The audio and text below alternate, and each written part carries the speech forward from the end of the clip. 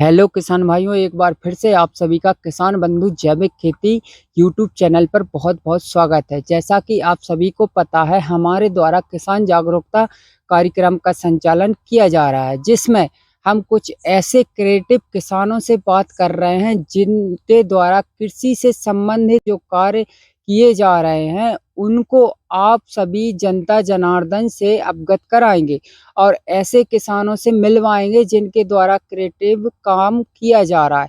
आज ऐसे ही एक कृषक से हम आपकी बात कराने जा रहे हैं जिनके द्वारा नरसिंहपुर जिले में सर्वप्रथम प्राकृतिक खेती पर काम किया गया और इन्होंने खुद अपना मार्केट तैयार किया और लोगों के बीच में प्राकृतिक खेती लेकर आए हैं। हमारे साथ जुड़ चुके हैं भटेसरा के रहने वाले रविशंकर रजक जी, जिनके द्वारा प्राकृतिक खेती की जा रही है और अपना इनका खुद का स्टॉल भी है। ये गुड़ से संबंधित प्राकृतिक खेती भी करते हैं।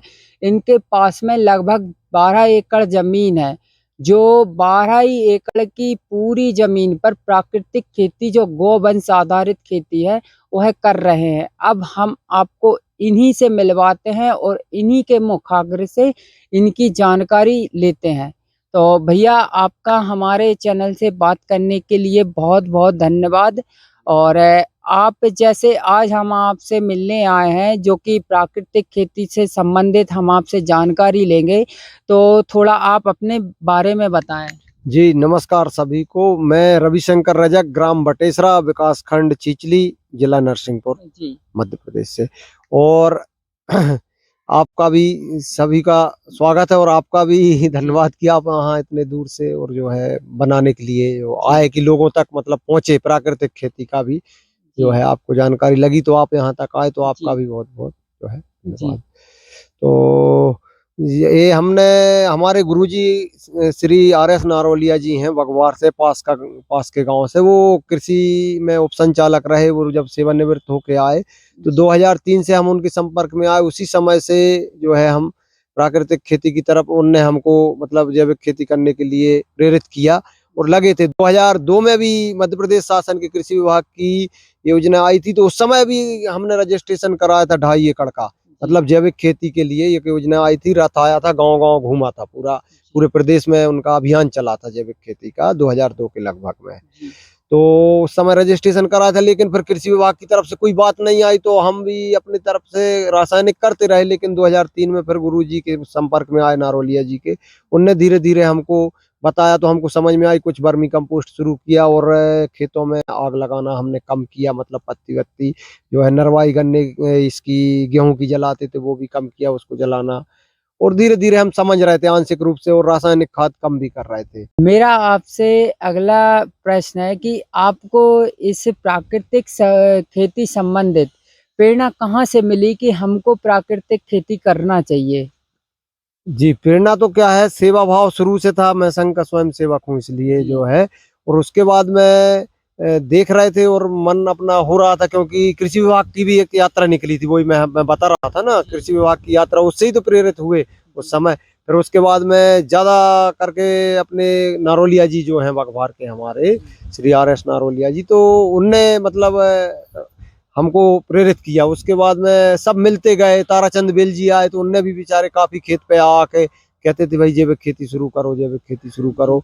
उसके बाद में मुख्य रूप से जब सुभाष पालेकर जी का हमने 5 दिन का शिविर नरसिंहपुर में किया, तो फिर बात पूरी समझ में आ गई और उसी समय 2 एकड़ में करने का संकल्प लिया। लेकिन घर आके हमने अक्टूबर 2013 से 8 एकड़ में शुरुआत कर दी। तो अभी आपके पास में कितनी जमीन है और आप कितनी जगह पर प्राकृतिक खेती कर रहे हैं? जी, 2013 से ही हमने अपनी कुल खेती हमारी 12.5 एकड़ के लगभग है यहाँ जो है। और 8 एकड़ में 2013 में शुरू कर दिया था। बाकी की जो 4.5 एकड़ 4 एकड़ है, उसमें हमने 2014 के अक्टूबर। तो इसके अलावा जैसे आपको कोई विभागीय सहायता उससे संबंधित भी जानकारी दें।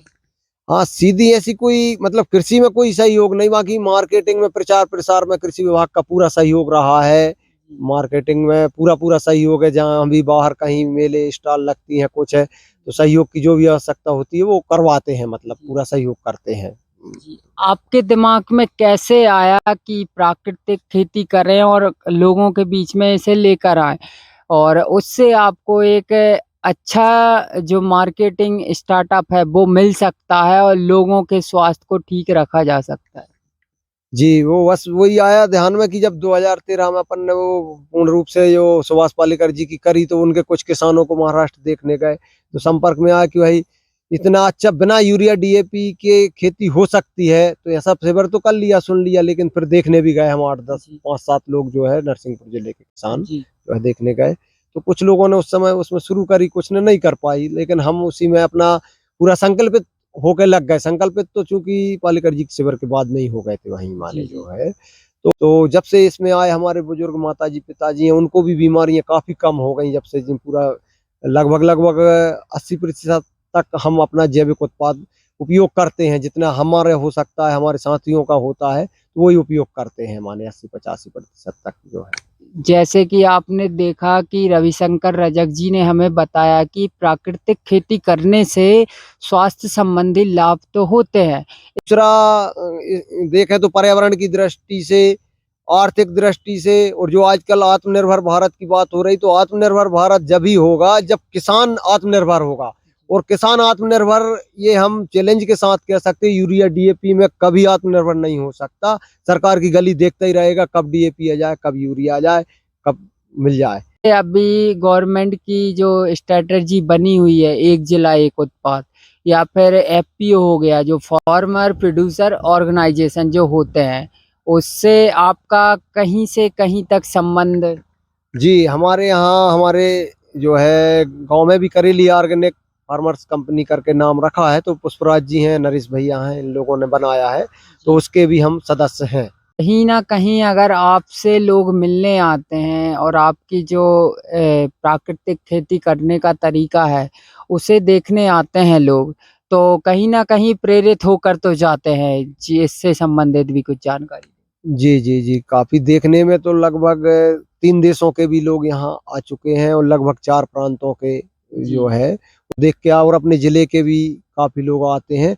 और कुछ लोग ऐसे हैं जो हमारे उनने देख के और शुरुआत भी कर दी है। मतलब 1-2 एकड़ में हमारे पास के गाँव से हैं, तो वहाँ एक किसान भाई हैं, उनने मतलब शुरू ही कर दी, 3 साल हो गए हैं उनको, और आगे 2 एकड़ में फिर बढ़ा रहा है। मतलब धीरे-धीरे करके लोग देख के और धीरे से बढ़ रहे हैं आगे। तो आप जो प्राकृतिक खेती कर रहे हैं, इससे संबंधित इसमें जो खाद है, जैसे जीवामृत हो गया, आपका रसायन हो गया, भस्म रसायन जिसे बोला जाता है, तो इससे संबंधित भी कुछ जानकारी दें कि आप एकड़ के लिए 1 एकड़ के लिए किस प्रकार से ये तैयार करते हैं अपने प्रोडक्ट और इसको कैसे अपने खेतों तक पहुँचाते हैं? जी, हम मुख्य रूप से जीवामृत और घन जीवामृत पे काम करते हैं, भस्म रसायन वगैरह तो हमने नहीं बनाए हैं, मतलब जानकारी है उनकी और ये सब है, लेकिन अब वो थोड़ा-सा किसान को क्या है, बिल्कुल सरल काम चाहिए है। जिस चीज़ पे हम काम कर रहे हैं कि वो ज़्यादा जटिलता में नहीं जा पाएगा, मतलब किसान को जितना सरल बताएँ, तो सरल से सरल उपाय यही है कि अपने ताज़ा अपनी गौवंश का, पशुओं का अपना जो है गोबर लेके, ताज़ा 100 किलो गोबर लेके, उसमें 2 किलो गुड़, 2 किलो बेसन और 5 लीटर गौमूत्र लेके उसको आटे जैसा गूँथ के अपने कर लेते हैं, और 48 घंटा के लिए उसको रख देते हैं। अपना घनजीवामृत अच्छा बन जाता है फिर धूप में हल्की-सी सुखा के, और उसका 3 से 4 कुंटल अधिकतम एक फसल के लिए, 1 एकड़ के लिए पर्याप्त है। बस इतने में ही काम हो जाता है। 50 कुंटल कोई ट्राली भर खाद किसी को नहीं चाहिए 1 एकड़ को खेती को। जी। जैसे मैं उत्पादन की बात करूँ कि जैविक या प्राकृतिक खेती करने से उत्पादन पे कोई फ़र्क पड़ता है, तो इस संबंध में हमारे किसान दर्शकों को आप क्या संदेश देंगे? हाँ, नए लोगों से तो यही कहना है कि जो प्राकृतिक खेती पे आना चाहते हैं, तो वो पहले तो रासायनिक खाद कम कर दें, मात्रा धीरे-धीरे कम कर दें, और ये घनजीवामृत बराबर देते जाएँ। भले ही रासायनिक खाद डाल रहे हैं, उनका विचार है कि भाई हम 1 साल या 2 साल बाद छोड़ेंगे, तो उनका बेस बैक्टीरिया बहुत बढ़ जाएँगे माने जो है। तो वो कम से कम घनजीवामृत 3-4 कुंटल की एकड़ दे दें, भले ही उनका जो डीएपी, यूरिया का जो भी काम है, वो थोड़ा-थोड़ा कम करते जाएँ, उसको कम कर दें। और फिर आप छोड़ दें तो एकदम से असर नहीं पड़ेगा, नहीं तो एकदम से हमने छोड़ा था, तो असर तो पड़ा था, 2-3 साल अंतर आया था जी। उत्पादन में काफ़ी। इसके अलावा जो मुख्य तत्व, सूक्ष्म तत्व जो होते हैं, कार्बनिक तत्व समझ लो, तो इससे संबंधित भी जानकारी दें कि किस प्रकार से ये फसलों को इस प्राकृतिक खेती से प्राप्त हो जाते हैं? जी, क्या है, एक तो इसमें फसल चक्र विशेष रहता है प्राकृतिक खेती में, जैविक खेती में, कि फसल चक्र अपने को अपनाना पड़ता है। तो एक दूसरी फसल से दूसरी फसल के लिए मतलब वो मिल जाता है। जैसे हम गन्ना गन्ना के बीच में चना लगा लेते हैं, या गर्मी के समय आता है तो मूँग लगा लेते हैं, या उड़द बो देते हैं। भले ही फसल हमको थोड़ी-सी उत्पादन कम मिल पाता है, लेकिन वो नाइट्रोजन फिक्स करता है, तो गन्ने के लिए और खेती के लिए लाभदायक हो जाता है। तो इसी प्रकार से जब अपन जीवामृत और घन जीवामृत का निरंतर प्रयोग खेती में करते हैं, तो अपने देसी केंचुआ सक्रिय हो जाते हैं, जो 8 से 10 फुट नीचे से मिट्टी खा के आते हैं, और उसमें सभी प्रकार के पोषक तत्व, सूक्ष्म पोषक तत्व जो है मिट्टी में रहते हैं, और वो पेड़ों की पौधा की जड़ के पास में आके मतलब वो छोड़ते हैं और फिर दूसरा छिद्र करके जाते हैं।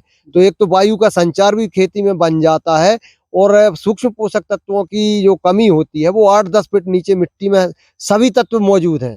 जी। तो वो आके वो मिट्टी यहाँ ऊपर डालते, फिर दूसरा छिद्र करके जाते, और वो कब सक्रिय होते, जब अपन खेत में पेस्टिसाइड और ये रासायनिक खाद डालना बंद करते हैं, और उनको जो गोबर गौमूत्र के जो से अपना जीवामृत बनता है, घन जीवामृत बनता है, इसकी जब खुशबू आती तो वो ऑटोमेटिक सक्रिय हो जाते हैं। और दूसरा, उनको वातावरण भी चाहिए, मतलब रासायनिक खाद बंद हो गया, जैविक का ये जीवामृत डल रहा, लेकिन आच्छादन भी चाहिए, मल्चिंग भी चाहिए, जी। तब वो काम करते हैं। हाँ, तो जैसे आपने मल्चिंग की बात की, आगी लगाने की, जिससे कि अगर खेत में आगी नहीं लगाई जाए, तो कहीं न कहीं कार्बनिक तत्व की मात्रा बढ़ेगी खेतों में। और जो आपने केंचुआ कल्टीवेशन की बात की, जो अपना नेचुरल केंचुआ है, जो कल्टीवेशन करता है, ऊपर नीचे की मिट्टी ऊपर लेकर आता है और कहीं न कहीं उसमें उत्पादन में फ़र्क पड़ता है। तो इसके साथ जो केंचुए के द्वारा जो जैविक खाद तैयार किया जाता है, कहीं न कहीं उसका भी उपयोग कर सकता है प्राकृतिक कृषक। नहीं कर क्या सकता, वही केंचुआ ही सबसे बड़ा किसान का मित्र, वो ऑटोमेटिक काम करता है, बिना पैसे लिए काम करता है, 24 घंटा काम करता है। बस उसको अनुकूलता देना है, जो माहौल खेत में सिर्फ उसके अनुरूप देना है, कि आच्छादन भी रहे बराबर, नमी भी खेत में बनी रहे, माने, तो वो अपना काम करता रहता है। जी, तो मैंने सुना है कि आपका जो स्टॉल है करेली स्टेशन पर और आपके द्वारा वहाँ पे गुड़ बेचा जाता है। तो आप थोड़ा हमारे दर्शकों को बताएँ कि इस स्टॉल को स्थापित करने में सरकार के द्वारा क्या प्रोसेस की गई? साथ ही साथ आप ये भी बताएँ कि आपका जो स्टॉल है उस पर आपके गुड़ का रेट क्या है? जी, अभी तो ये तो अभी खुली है, हम तो 2014 से बना रहे हैं, और जिले में संभवतः हमारे पहले एक किसान जो है सूरवारी के फारूक खान का सुना था, उनने एक मतलब मिले भी हैं, उनने 1 साल बनाया था और वो आगे नहीं कर पाए, लेकिन हमने जो 2014 से शुरू किया, और जैसे 1 किलो के पीस में लेके आए, कोई यहाँ दिखता नहीं था उस समय। तो जब से शुरुआत करी, और हमेशा ही मंडी में नहीं बेचा हमने, खाने वालों को ही सीधा दिया है, और उसका हमको ये मिला कि वो निरंतर लोग हमसे जुड़े रहे। तो इसी क्रम में हमारे एक भाई हैं जो है करेली से, जो है, उनके माध्यम से स्टेशन पे भी स्टॉल की शुरुआत अभी अगस्त माह से हुई है। तो आप मेरा आपसे आखिरी अनुरोध रहेगा कि आप हमारे जो कृषक हैं, उनको कुछ ऐसा संदेश दें जो उनको प्रेरित करे और कहीं न कहीं वो थोड़ी-सी भी मात्रा में 1 एकड़ समझ लो, वो प्राकृतिक कृषि करें। जी, हमारा तो सभी किसान भाइयों से मतलब आग्रह है, और हमारे मतलब नारा भी है कि भाई स्वस्थ भारत और समृद्ध भारत, तो इसी से समृद्धता देश में आएगी, संपन्नता देश में आएगी, तो पूरे देश में हो, और विशेषकर हमारे जिले के किसान या हमारे आसपास के जो भी इसमें देखें, तो वो मतलब जैसे भी चाहें तो जानकारी हम फ़ोन पे भी मतलब बता सकते हैं, और उसके बाद में कम से कम 1 एकड़ में अपनी शुरुआत करें, और अपने स्वास्थ्य का कम से कम ध्यान रखें। तो 1 एकड़ में करके, और अपने घर के भोजन के लिए कम से कम जो चीज़ें पैदा कर सकते हैं अपन, वो करें, और ज़्यादा रसायनों से बचें कम से कम। जी।